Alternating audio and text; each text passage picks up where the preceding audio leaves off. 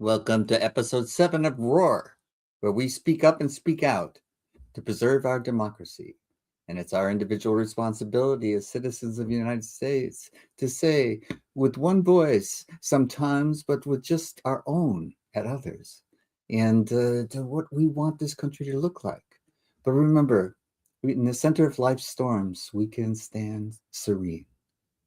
But I'm going to bring Rick Rosner on today, and let's talk about what we want to roar about. Hello. Uh-oh, let me drink something. Oh, okay. That wasn't a roar. That was just trying to clear out the phlegm. So we can talk about insider trading for a second.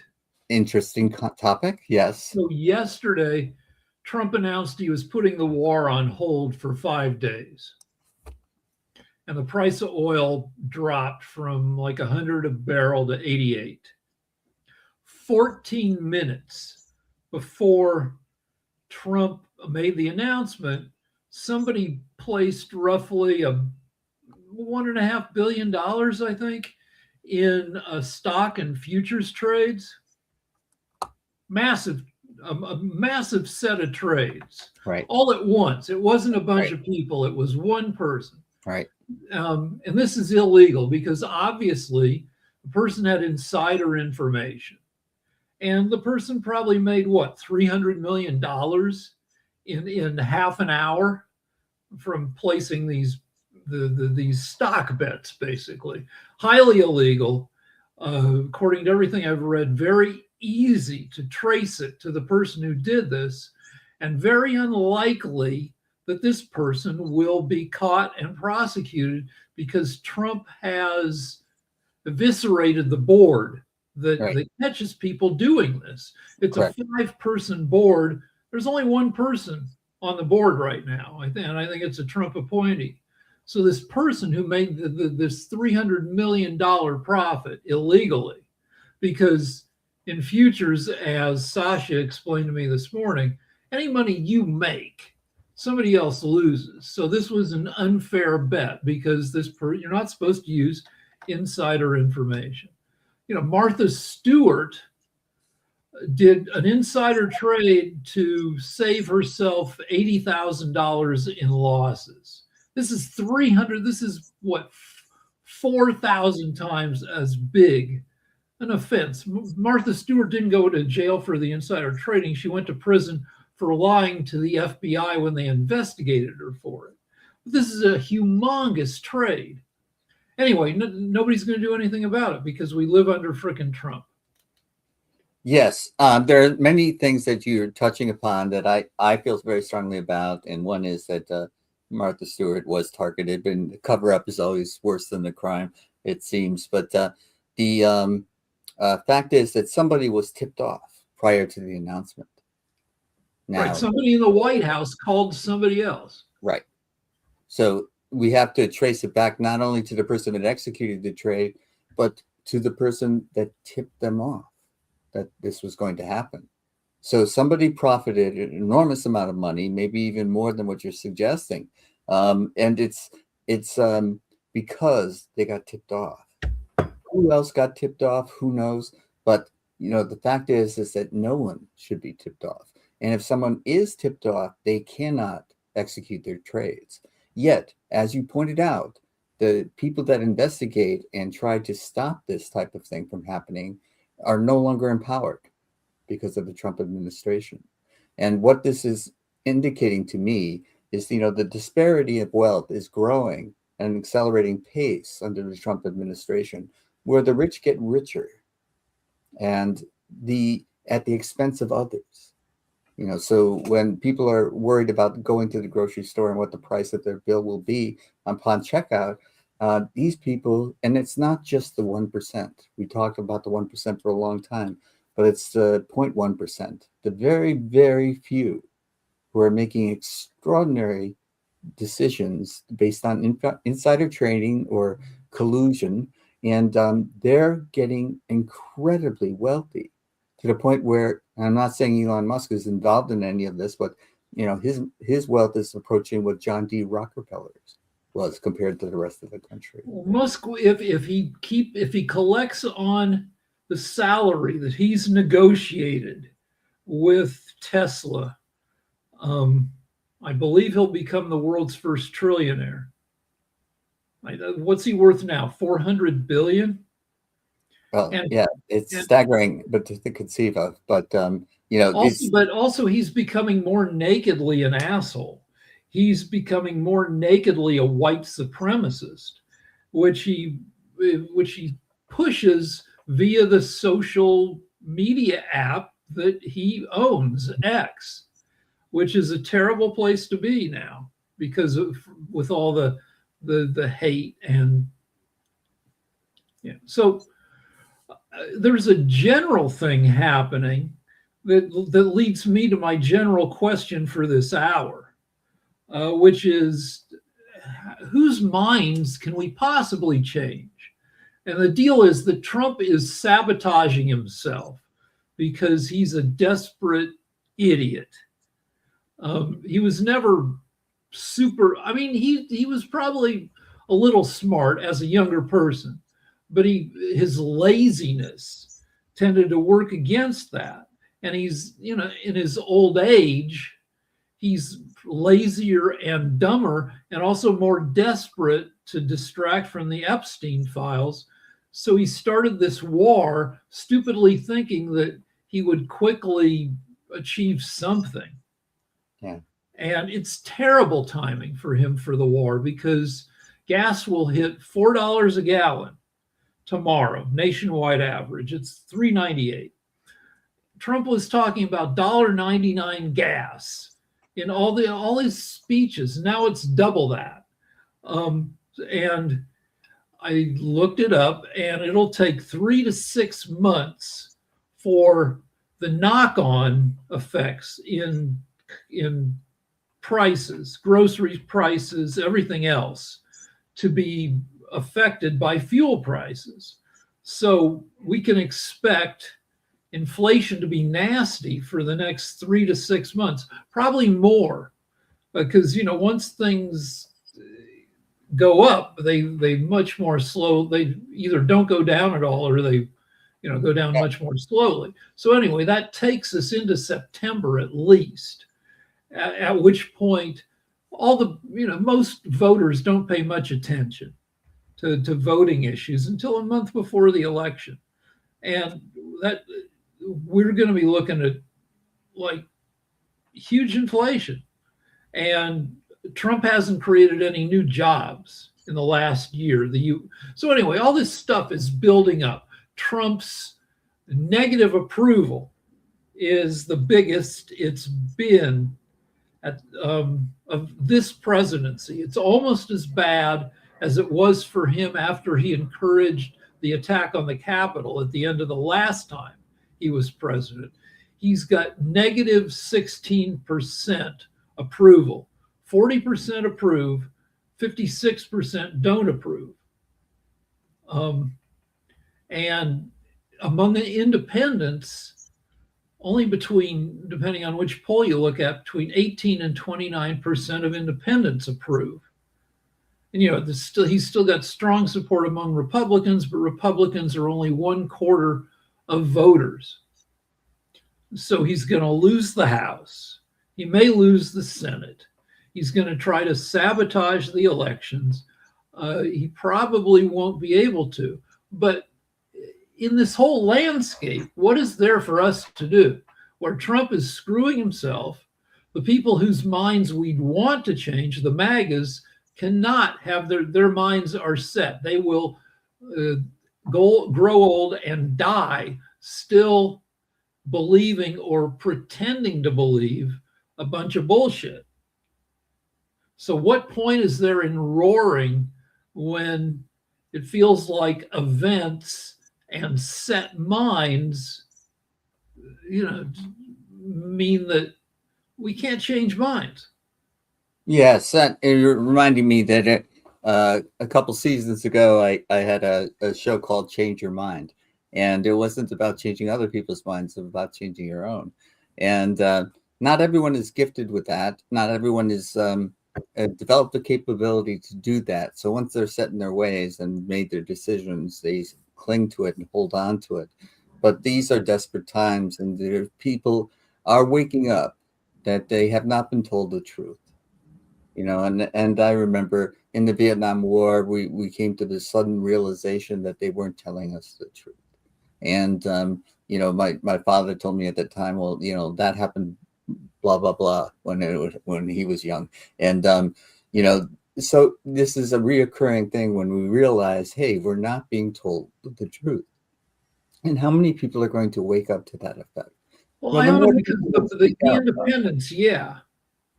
the people who speak up and speak out about it show some, um, capacity to change other people's minds if they're open to changing their minds. And if you're independent, you're open to changing your mind.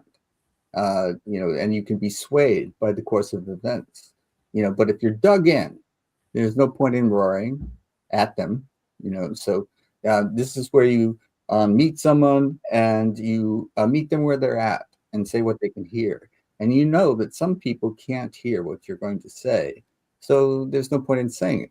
But that doesn't mean that you shouldn't speak up to the people who are undecided, can be convinced, or just don't have the information. Because, for example, if Elon Musk controls a media outlet like X, which used to be Twitter, which was one of the nicer forms of democratic ability for people to communicate one another across boundaries, across borders, across states, and this has been turned into a megaphone for someone trying to dominate the conversation.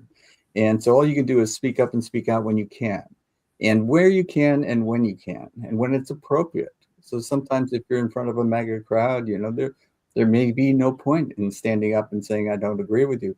But there are many opportunities, and we have to be open to when we get an opportunity to speak our minds and say, this is wrong.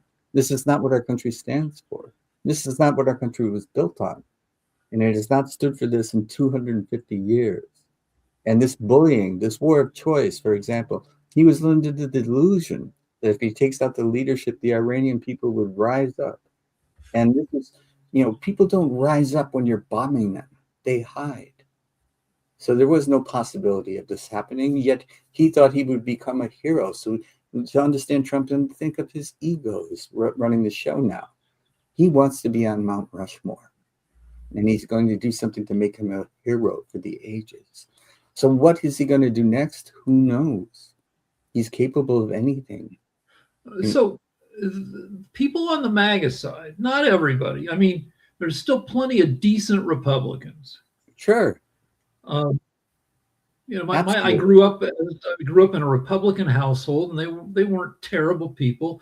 They didn't believe a bunch of bullshit, unless the whole country happened to believe it and just nobody knew better. But right. But now MAGAs, they get enjoyment out of being bullshitted.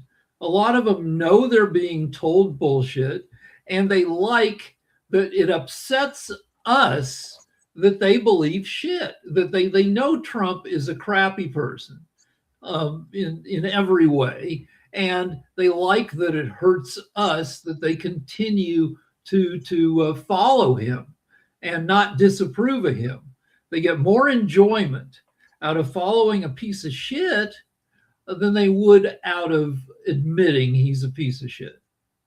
Well, this is where we as individuals have to work on staying serene in the storms of life, because this is our choice, whether to get upset and to get worked up, or to speak up with a calm voice and say to others, you're being lied to. I understood that he tried to pass off the responsibility for the war on his defense secretary, on Hegseth. Who I'm yeah. sure does have a lot of culpability in this, because Hegseth is a bad guy and an idiot. But where does the buck stop? It stops with the president. Yeah.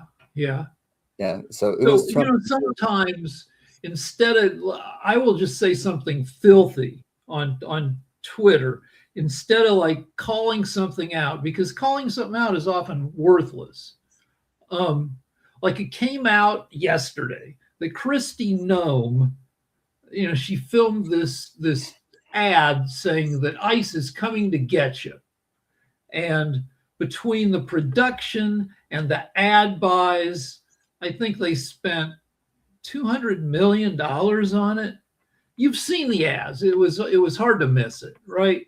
And the production budget included $20,000 for horse rental. She's riding a horse. How could she possibly? Also, she owns her own horses. She's from South Dakota. Wouldn't it have been cheaper just to they filmed her in front of Mount Rushmore, which I believe is South Dakota, right? Wouldn't it have been cheaper just to use her own? How could you spend? So instead of saying, how the fuck could you spend 20,000? I said, the only time I spent 20,000 on a horse, I was sleeping with her. And then I talked about Buttercup and her tight haunches and her deep wise eyes and her blonde mane. And I said, oh, Buttercup. And this will change nobody's mind, but at least I told people on Twitter that I had been fucking a horse. Yeah. Which, it doesn't, I don't think it changes anybody's mind, but at least it I don't know what it does. It just throws. And kids, don't try this at home. He is a professional.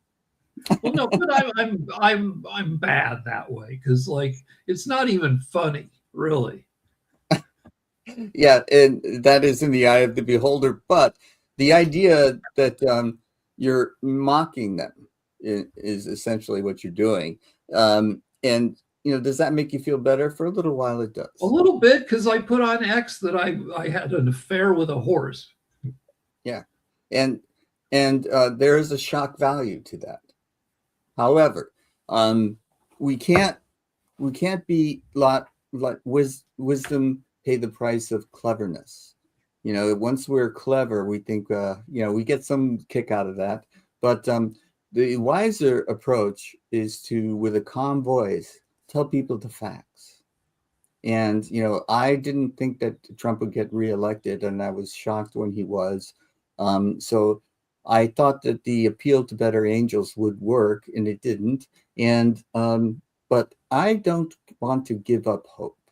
I still believe in people in this country will, when they have the information in front of them, when they've accepted the facts rather than the lies. Media is still saying things that are simply not true, and they don't have other sources of information, then they get misled. So people get misled, and there's advertising industry that's completely dependent on the people's ability to be misled.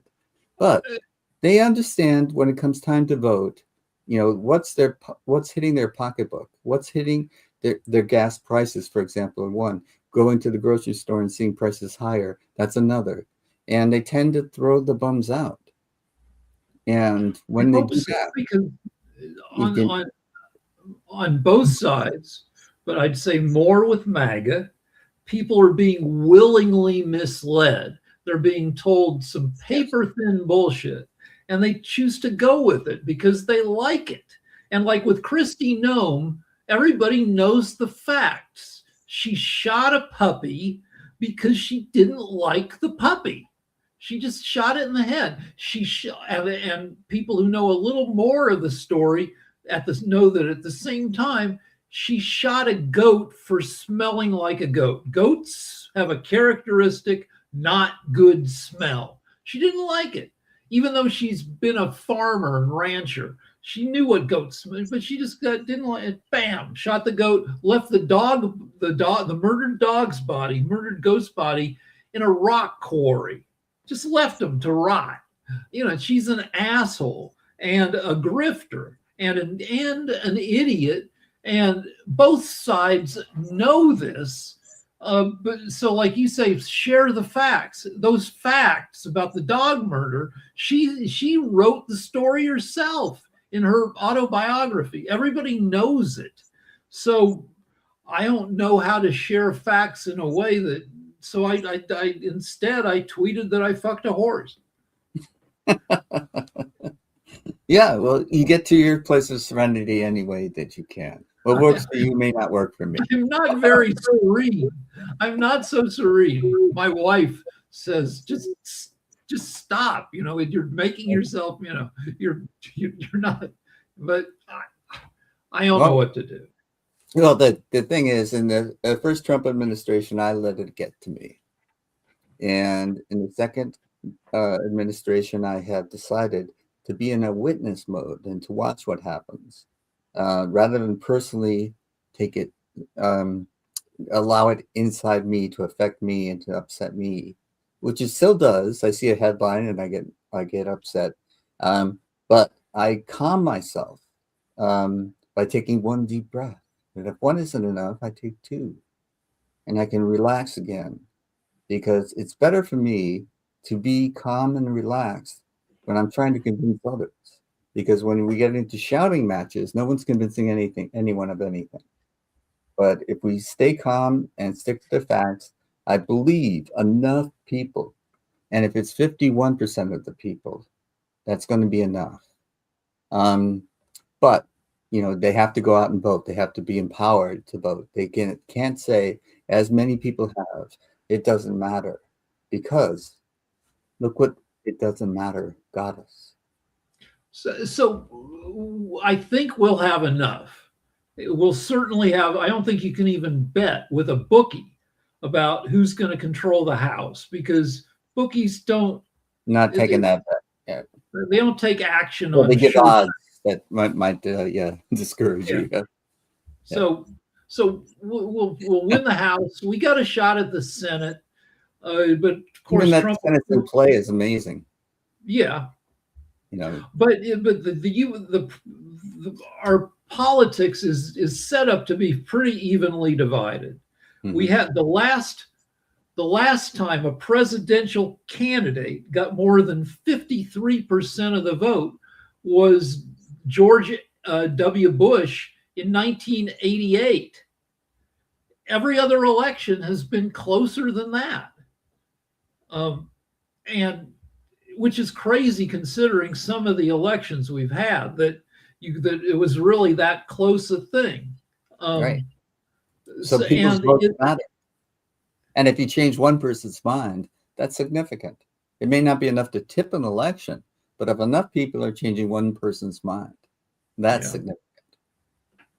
And so, try to change somebody's mind, but pick your spots, pick your fights. It's not something that you want to go into and try to change everyone's mind, because everyone is not going to agree with you.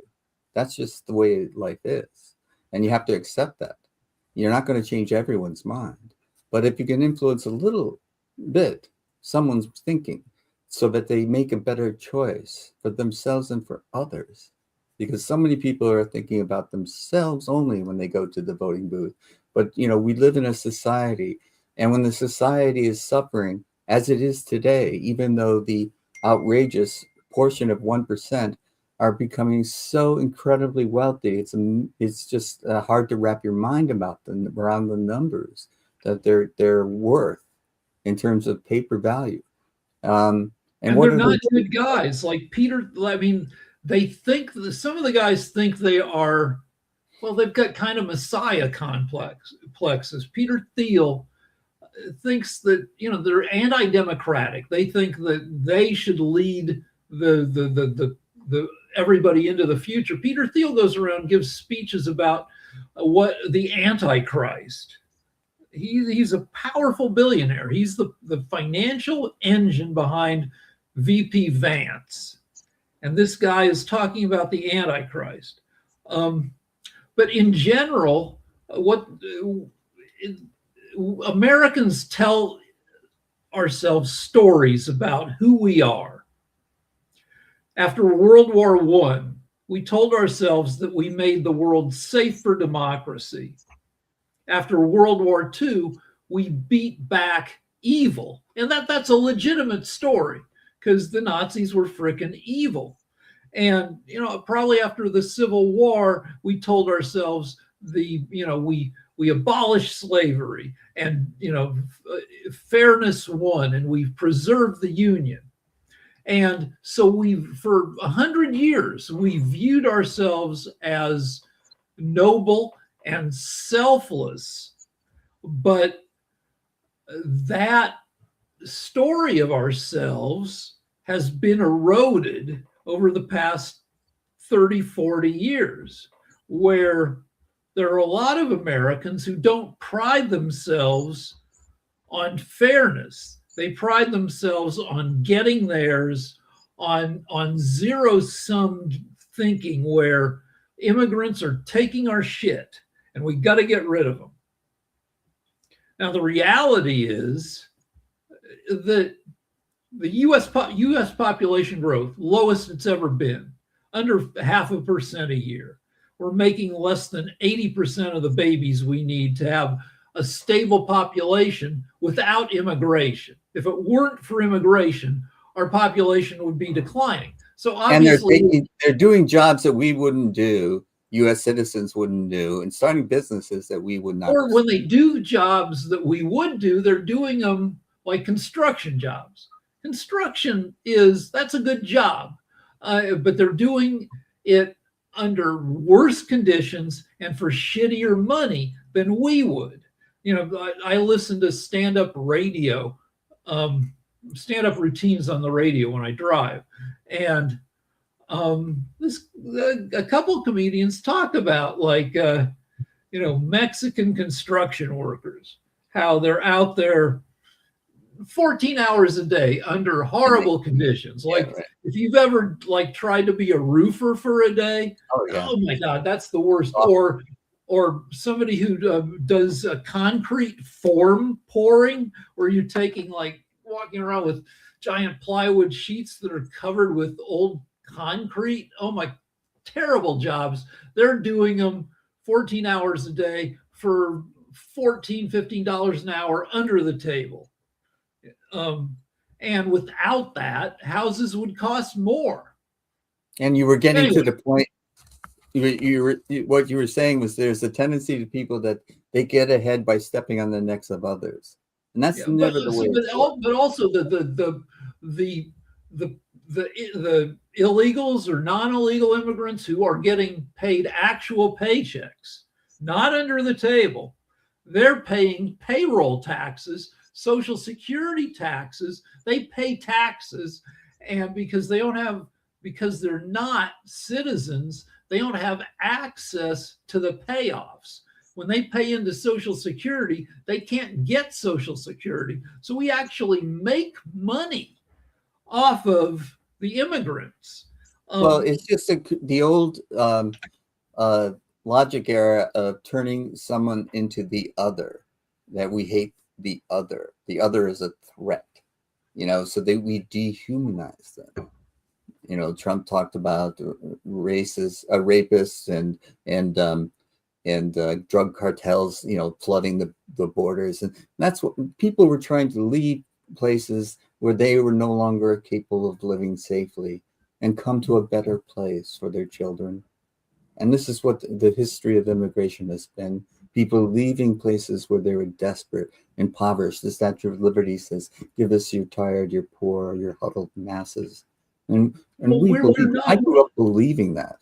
Yeah, and I believe it too. But we're not Europe, where French people have lived in France for thousands of years.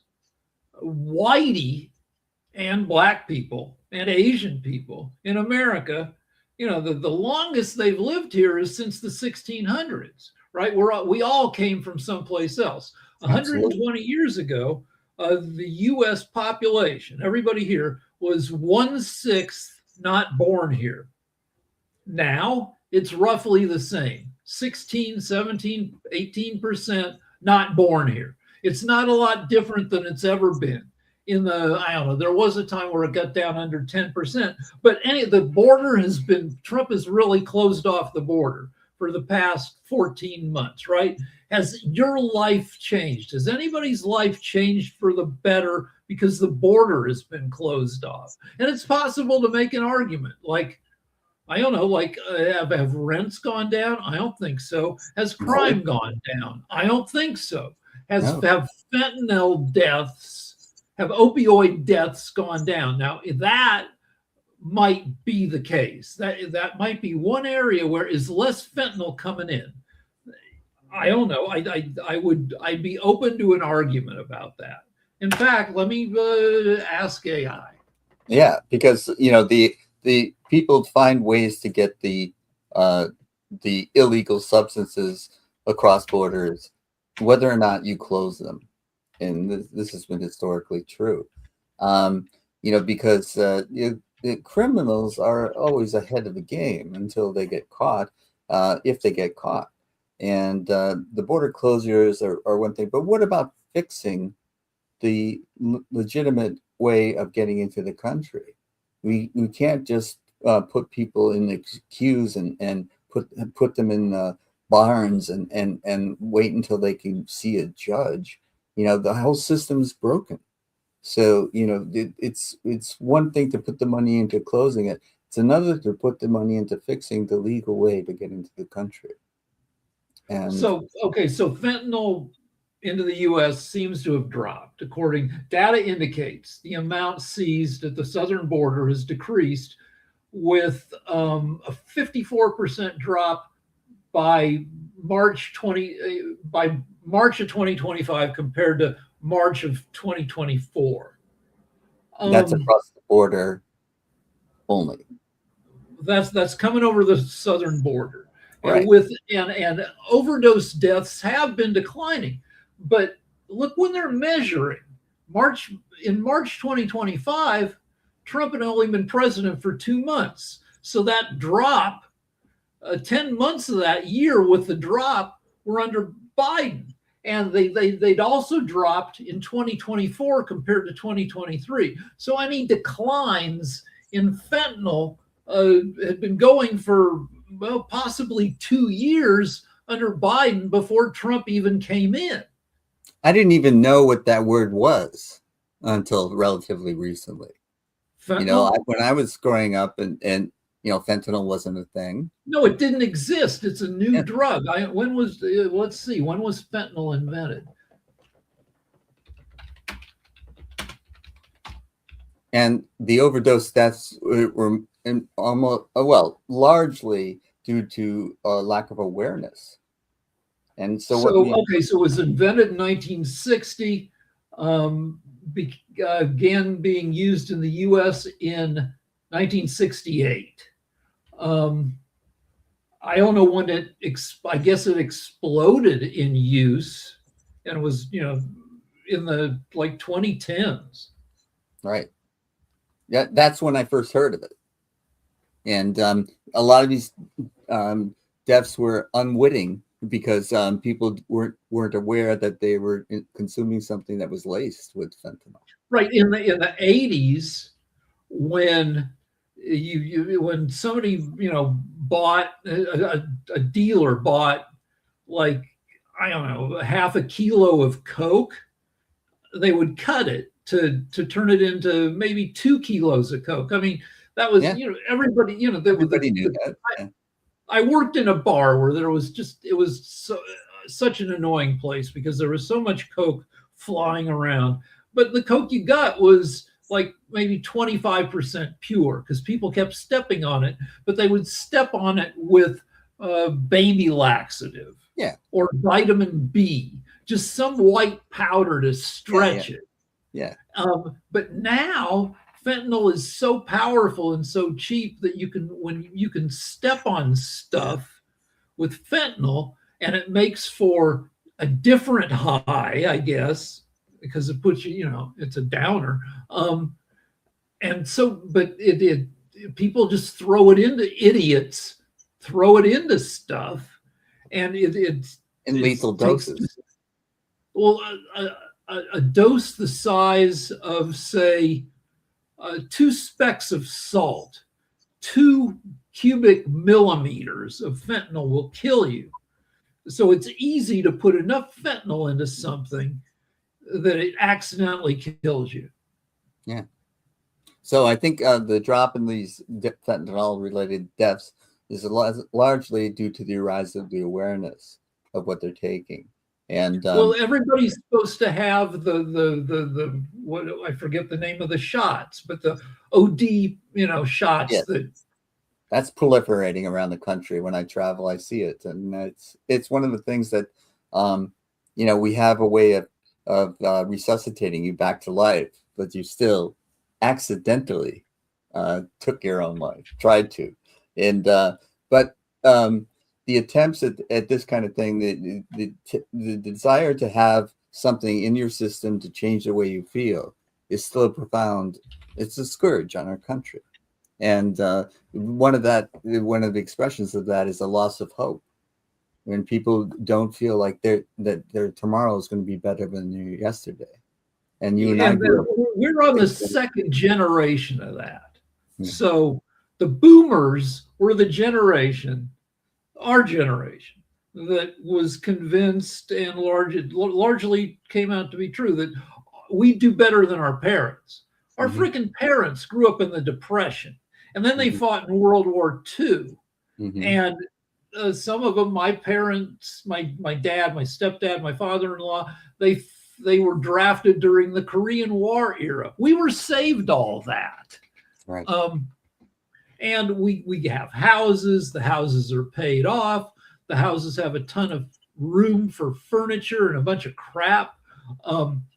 And then Gen X, less of that.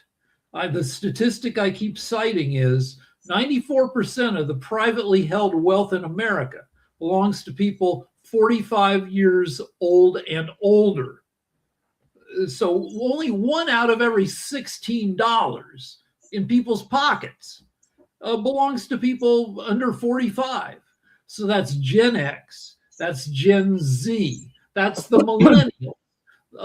And then now we have Gen Alpha on the horizon. So that's 2, 3, 4 generations of people who've kind of gotten fucked.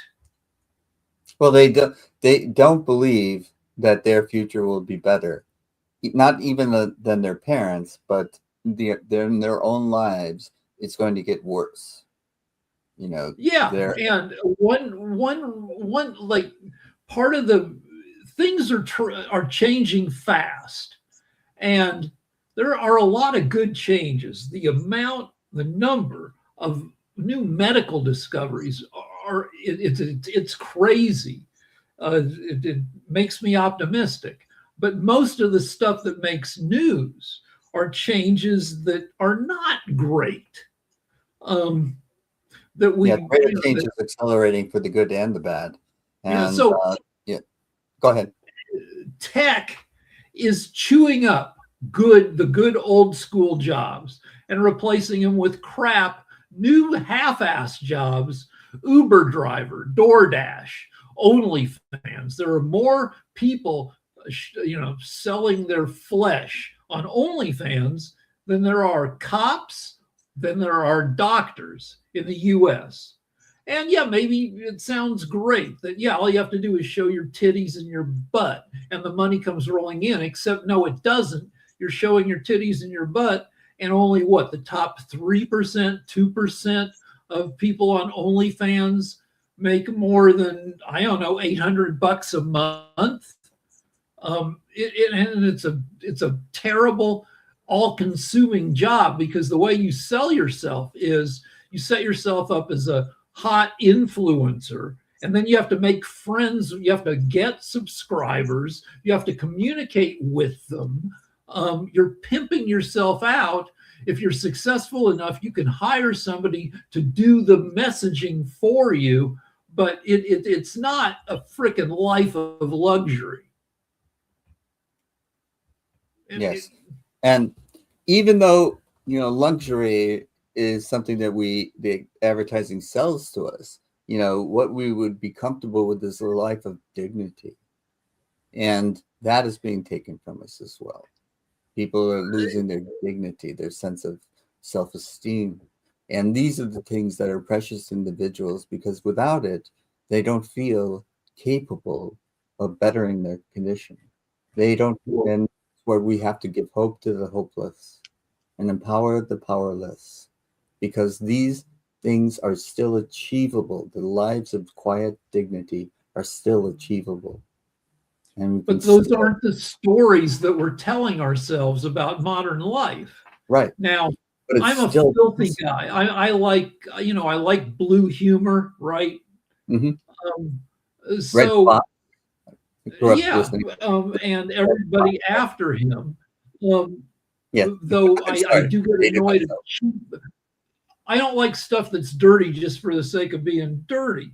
I like stuff that, but there's just so much modern foolishness and lack of dignity um, that that people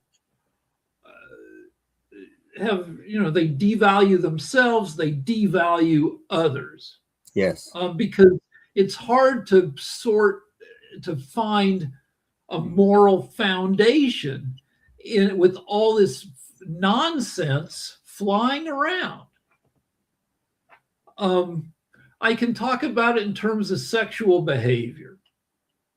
Now, I like, well, I'm a dirty guy. I like sex, but when you look at like, um, there was not much sex before marriage among people who considered themselves decent before the pill came along in 1960. And when it came along, for the first few years of the pill, you could only get a prescription if you were married. You went to your doctor and you said, I need some birth control within my marriage. And then you got your prescription. It took years till like 1964, 65 before unmarried people could even get a prescription. And then by the end of the 60s, it was starting to loosen things up and people were having sex outside of marriage. Before say 1950, probably most of the sex, well, a lot of the sex outside of marriage was either people who weren't considered to have dignity or hookers. Or And people then who are everybody married else. with their neighbor's wife. Yeah, but for the most part, people at least maintained facades of That's for sure. respectability. Um, Watch the and TV from the 50s, and you would think that everyone was a morally outstanding individual, except for the Eddie Haskells, and you know, right, and they were on the and show just to show you what that would be like. right. So now you look at the rise of the BJ. Our parents' generation did not do oral sex for the most part. That that was maybe, I don't know, maybe you'd see it in a porno. Maybe, I don't know, prostitutes would do it, but a normal married couples who who were born say from, I don't know, 1880 to 1950 did not freaking do that. And now, a BJ is part of like everybody's, if you're in any kind of relationship or any kind of dating life, that's just a thing you do, which is fine. And it's an interesting change the way it flipped so crazily from nobody to everybody. But in the middle of, and this is one of like 150 huge changes in society. I mean, we went from the Brady Bunch on in prime time in the 60s to NBC prime time sitcoms, to, if anybody's even watching them anymore, doing jokes about anal sex. It's a crazy flip. And with all that changing so fast and so pervasively, people get confused morally. There's nothing immoral about a BJ, but if it's one of 150 things that are different now from 10, 20, 30 years ago, it's easy to get confused about what's, the role of morality in our lives. Well, it's true also in that the idea was that sex was to procreate, And so if it didn't involve getting pregnant, then there was something dirty about it. And Yeah. so I bristle at the idea because, it can be a beautiful experience for both partners. And it's something that does not have to involve procreation. To me, that was the moral change that took place in the late 60s and early 70s that I saw in my own life. Women were feeling empowered. And that was a beautiful thing to see. Of course there have been blowbacks and pushbacks and over reach and all of those things. So that's the way society makes progress, is and I think that our attitudes towards sex have progressed, not without consequences and not without misunderstandings. And so I'm very curious about what the Gen Z people really think, what their experience is really like. And I know that you say they're just not as involved in it, that they're can be amused by their phones and what have you. But I still think that there is a place for intimacy, and whether or not the younger generations are experiencing it the way that I was able to experience it, I don't know. I assume so. Again, I'm going to just fall back on hope that people will find there's joy can be found in that expression, and it is not all about self. How do you make yourself feel, but how do you make someone else feel? Is also That's a So gift. we need new stories to tell ourselves that incorporate some kind of I human like value. that. I like that. And but these stories are going to have to include tech, because if you look at people out on the street, like, it's not just Gen Z or Gen Alpha. Everybody is on their phones. I'm more pissed off at somebody my age on their phone in their car than I am at somebody who's Gen Z, because freaking, I know Gen Z has been marinating in tech their whole life. Mm. Somebody my age on their phone in their car has only had their phone for 10 years. They're gonna fuck up more than Gen Z while they're driving. I think that is correct. But again, what we can tell is stories. That's a great idea. Incorporating the values. Like, I grew up on Superman with George Reeves playing Superman. Truth, Mhm. justice, and the American way. Yeah.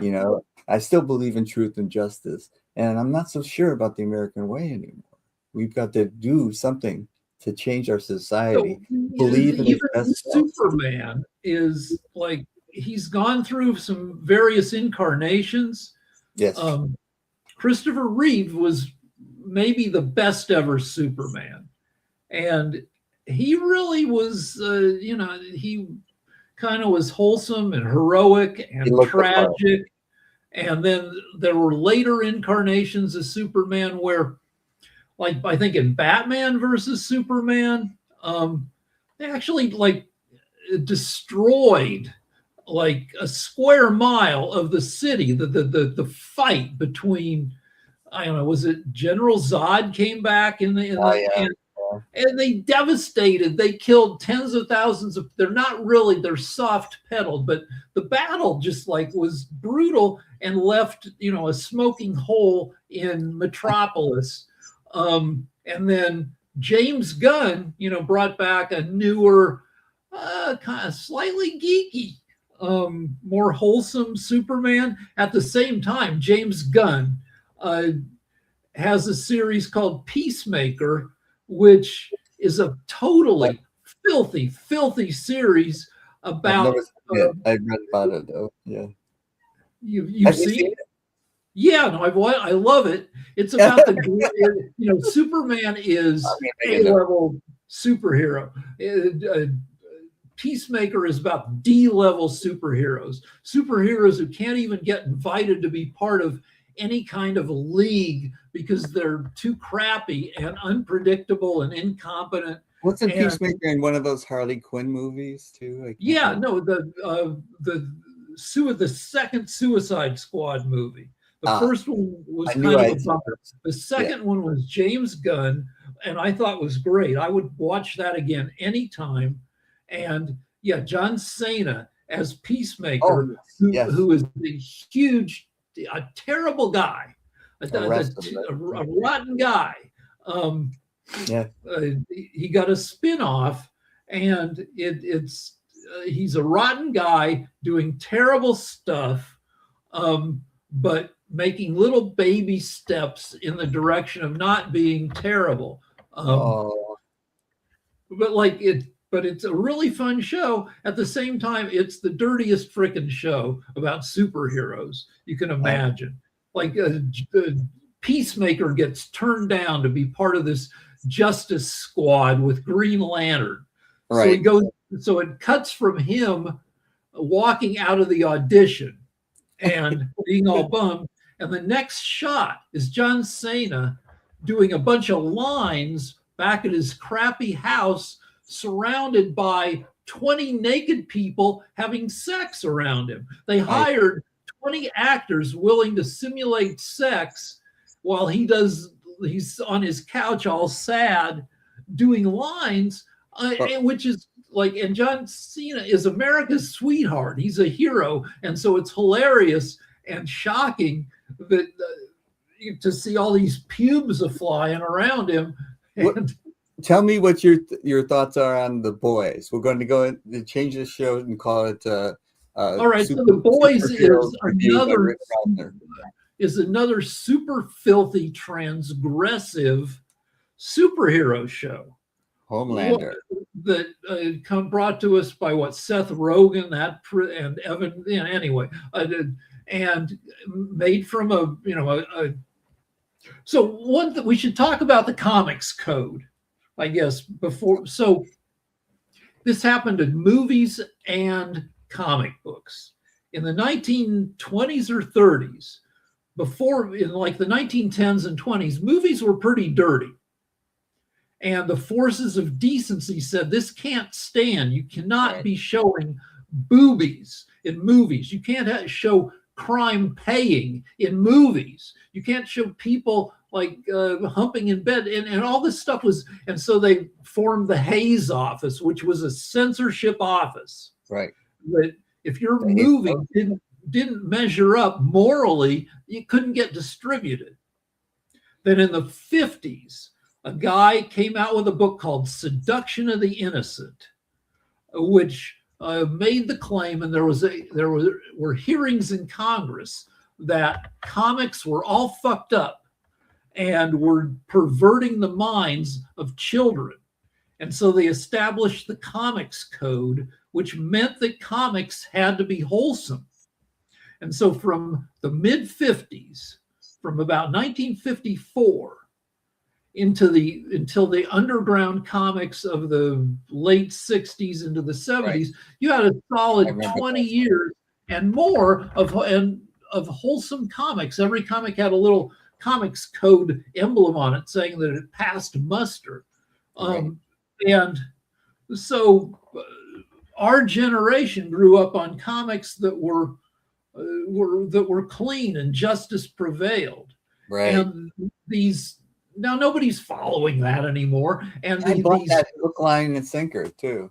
I kind of hated it.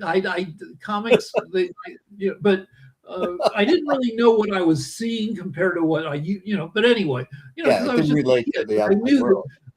I knew that music for me. I knew that comics were suckier than they had to be. And then you have The Boys is a superhero series where everybody is terrible and dysfunctional, and the superhero industry is owned by Vought, the Vought company, that has a chemical that you inject and it will give you superpowers. You don't know exactly whether you'll get really good ones or just horrible, like I don't know. There's one character who has like a super dick. He can make his dick grow to like 18 feet long and use it to whip it at people, and that's a terrible superpower to have. And he's in superhero jail because he only got up to no good with it. And the most obnoxious, too fast for me. Yeah. all right, the most obnoxious scene in The Boys, I think, is there's a gay superhero whose superpower is he can shrink down to however small he wants to be. And a thing he and his boyfriend like to do is, I can picture it. Yes.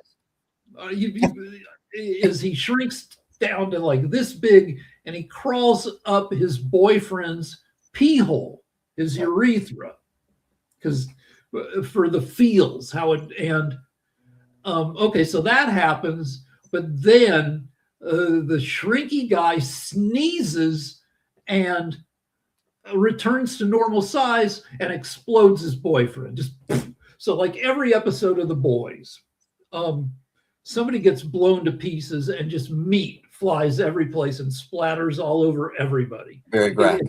It's that kind of show.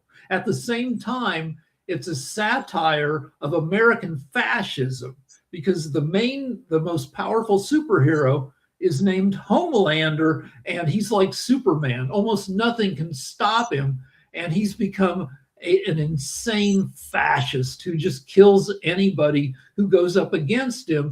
And he's fronting for the fascists in government. So it's also a brutal satire of our current political situation. And so it's pretty sloppy, but it's also clever in places. You know, it's half dirty for dirtiness sake and gross for grossness sake, and half for a legit political purpose. Right. For commentary. And that in itself is part of the current confusion, that it would be easy to look at The Boys and just see exploding penises and, you know, and maybe miss the social commentary. I mean, even though it's pretty blatant, it's blatant enough that a bunch of MAGAs are pissed off at The Boys because it's making fun of MAGA. But it's so the carrier medium, the sauce that the political message is marinated in is so effed up that it's easy for people to not know where the hell they are morally. I think we're going to return to this subject, and we're going to have to wrap up on this episode. But last question to you is, I've been having pretty good luck with Seth Rogen. You know, if he's involved in something, it's usually pretty interesting. He knows what he's doing. He's been in the industry. He was recruited out of Canada, I think, for Freaks and Geeks. Which was one of Apatow's first projects, I think. So he was super young, and he's really smart, and he'll do whatever it takes for the project.